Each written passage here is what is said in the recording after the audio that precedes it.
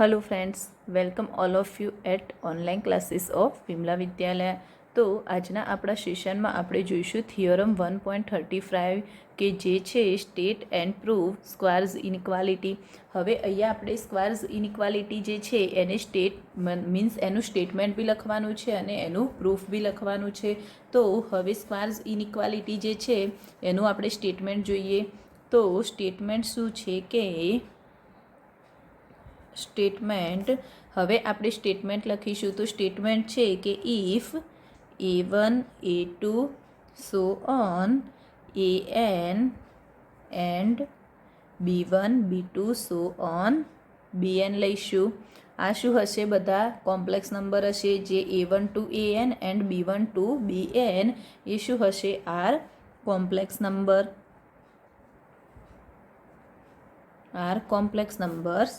દેન હવે આપણે પ્રૂફ શું કરવાનું છે કે then summation J is equal to 1 to n A J B J bar holds means mod of summation of J is equal to 1 to n A J B J bar less equal summation mod of A J square where J is equal to 1 to n and summation B J square where J is equal to 1 to n।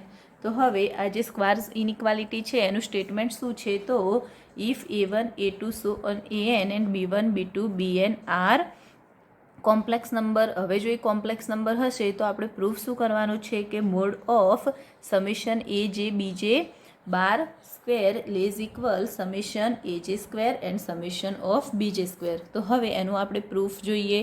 હવે પ્રૂફમાં હું શું કરીશ? તો પહેલાં હું જે આ જે સમેશન આટલું જે પાર્ટ છે આ જે summation of A J square સુધી આને હું એ કહી દઉં, આને બી કહી દઉં અને હું આને સી કહી દઉં। તો આપણે એ રીતે લખીએ કે put A is equal to શું લઈશ? તો A is equal to summation A J square where J is equal to 1 to n and B is equal to summation B J square where J is equal to 1 to n and C is equal to શું લીધું? તો C is equal two આપણે લઈએ summation of A J B J બાર, અહીંયા બાર કરવાનું ના ભૂલતા, where J is equal to 1 to n।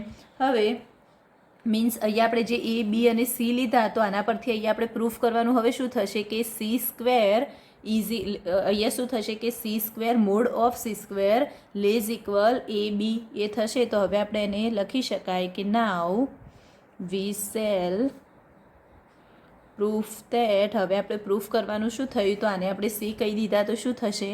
Mode of C square lays equal આને એ અને આને બી તો લેઝ ઇક્વલ એ બી।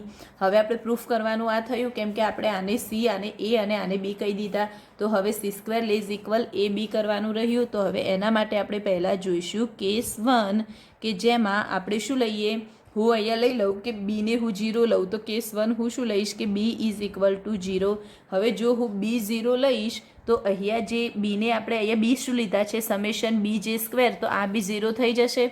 તો આપણે એ રીતે લખી શકાય કે if B is equal to 0 then summation B J square where J is equal to 1 to n is equal to 0 થશે।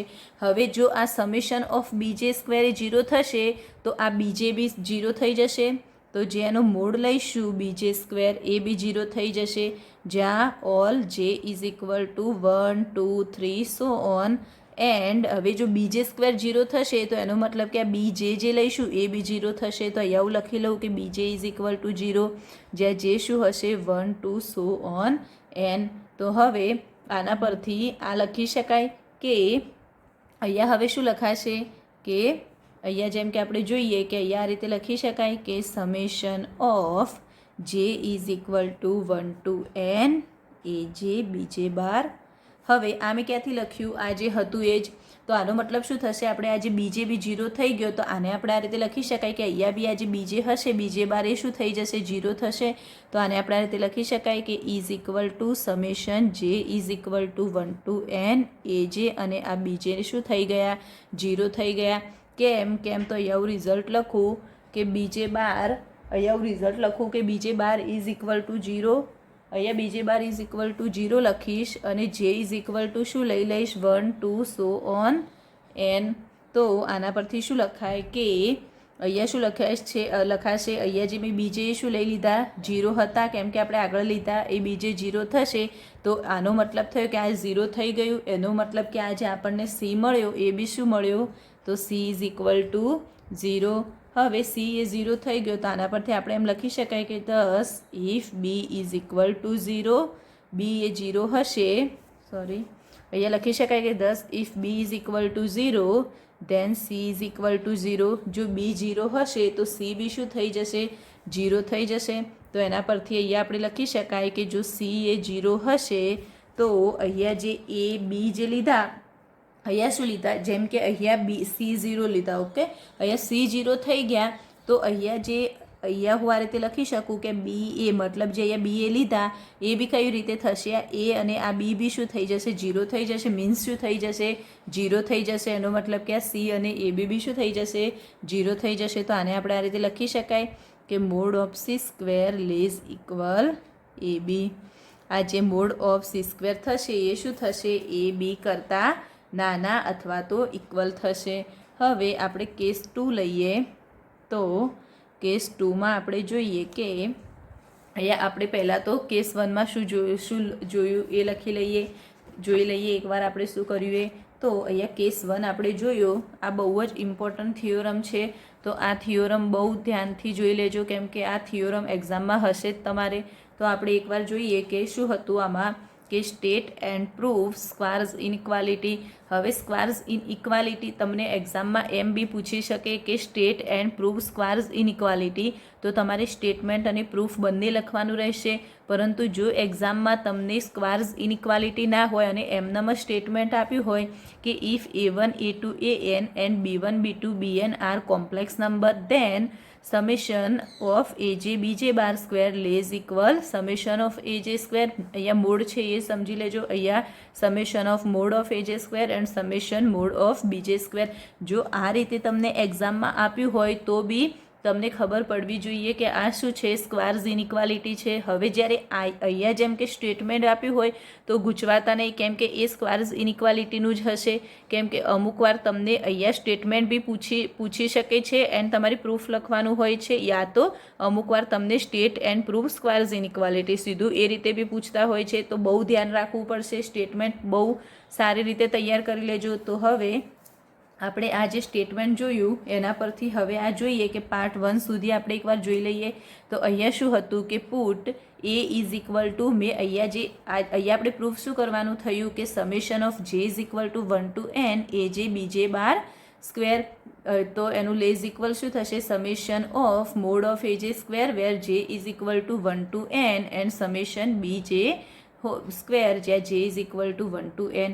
હવે આપણે આ વસ્તુ પ્રૂફ કરવાની છે. તો હું અહીંયા આને જો એ કહી દઉં, આને બી કહી દઉં અને આને સી કહી દઉં, તો મેં આ બધી વેલ્યુ અહીંયા મૂકી દીધી, જ્યાં એ બી અને સી ત્રણે વેલ્યુ મૂકી દીધી. આનો મતલબ કે અહીંયા જો આને સી એ બી કહીશું તો આ આપણે પ્રૂફ કરવાનું હવે શું થશે, આને તો આપણે સી કીધું, લેઝ ઇક્વલ આને એ કીધું અને આને બી કીધું. તો એનો મતલબ કે હવે આપણે પ્રૂફ કરવાનું શું થયું, તો C lays equal A B આ પ્રૂફ કરવાનું થયું. અહીંયા સી મીન્સ અહીંયા મોડ ઓફ સી સ્ક્વેર થશે, એટલા માટે. હવે હું અહીંયા કેસ 1 એક એવો લઉં કે જેમાં હું શું લઈ લઉં, બીને અહીંયા હું 0 લઈ લઉં. હવે જો હું અહીંયા બીને 0 લઈશ તો અહીંયા શું થઈ જશે, બી 0 લઈશ. એનો મતલબ કે આ જે બી ઇઝ ઇક્વલ ટુ આપણે આ જે લીધા સમેશન ઓફ મોડ ઓફ બીજે સ્ક્વેર, આ બી શું થઈ જશે, 0 થઈ જશે. હવે જો તો અહીંયા શું મેં લખ્યું કે if B is equal to 0 then summation of બીજે સ્ક્વેર ઇઝ ઇક્વલ ટુ 0. હવે આ જો 0 થશે સ્ક્વેર, સમેશન ઓફ બીજે સ્ક્વેર 0 થશે તો અંદરનું આ જે બીજે મોડ ઓફ બીજે સ્ક્વેર હશે એ બી 0 જ હશે, એ બી 0 થશે જ. હવે જો એ 0 થશે તો આ બીજે બી શું થઈ જશે, 0 થઈ જશે. તો હવે આના પરથી આપણે આ રીતે લખી શકાય કે આ જે અહીંયા આપણે એ તો જોઈ લીધું કે અહીંયા બીજે શું થઈ ગયું, 0 થઈ ગયું. તો એના પરથી હવે અહીંયા જે આ summation of J is equal to 1 to n A J બીજે 12 સ્ક્વેર છે એમાં આપણે બીજે અહીંયા શું લીધું, મેં 0 લઈ લીધા, કેમ કે અહીંયા આપણે એ જોઈ લીધું કે બીજે એ શું થાય છે 0. તો આપણે બીજે શું થશે 0, જેમાં રીઝન અહીંયા સાઈડમાં લખ્યું છે કે બીજે 12 ઇઝ ઇક્વલ ટુ 0. તો અહીંયા એને આપણે 0 કહીશું તો અહીંયા સી એ શું થઈ જશે, 0 થઈ જશે, કેમ કે આ આપણે શું લીધા હતા, સી લીધા હતા. અહીંયા જોઈ લો, અહીંયા મોડ ઓફ સી સ્ક્વેર છે અને અહીંયા મેં શું લીધા, આને અહીંયા સી સુધી, તો આ તો સી જ થશે કેમ કે સ્ક્વેર નથી લીધો. તો અહીંયા સી એ શું થઈ જશે, 0 થઈ જશે. હવે સી એ 0 થશે તો અહીંયા શું થયું, બી 0 લીધો તો આપણને સી એ શું મળ્યો, 0 મળ્યો. એના પરથી હવે જો સી 0 હશે તો આ સી 0, અહીંયા એ બી શું થઈ ગયા, એ બી લઈશું તો એ બીમાં જેમ કે અહીંયા એ બી, તો એ બીમાં બી એ શું છે, 0 છે. હવે બી એ 0 છે તો આને આપણે આ રીતે બી લખી શકાય કે એ 0 બી લખાય, મીન્સ એ 0 એને 0 સાથે મલ્ટિપલ કરીશું તો બી શું થઈ જશે, 0 થઈ જશે. અને સી બી શું છે, 0 છે. તો આપણે આ રીતે આને લખી શકીએ. આનો મતલબ કે હવે આપણે જે અહીંયા મોડ ઓફ સી સ્ક્વેર થશે એ શું હશે, લેઝ ઇક્વલ એ બી હશે. હવે આપણે પાર્ટ 1 જોયો. હવે પાર્ટ 2માં બહુ ડિફરન્ટ છે, મીન્સ અહીંયા આપણે બી ઇઝ ઇક્વલ ટુ 0 લીધા. હવે આપણે એ ટાઈપની કન્ડિશન લેવી પડશે કે જેમાં b is not equal to 0, means b greater than 0 લઈએ. પહેલાં મેં શું લીધું, બી ઇઝ ઇક્વલ ટુ 0 લીધા. હવે બીજામાં આપણે શું લઈશું કે બી એ 0 કરતાં મોટા હશે. હવે બી જો એ 0 કરતાં મોટા હશે તો આપણે એ ટાઈપની કન્ડિશન લેવી પડશે. આ બીજો પાર્ટ બી બહુ અગત્યનો છે. હવે જે આનો જે સેકન્ડ પાર્ટ છે એ આપણે જોઈશું નેક્સ્ટ સેશનમાં. તો આ બહુ ધ્યાનથી આટલું જોઈ લેજો. આપણે નેક્સ્ટ સેશનમાં આના પછીનો પાર્ટ જોઈશું. Thank you.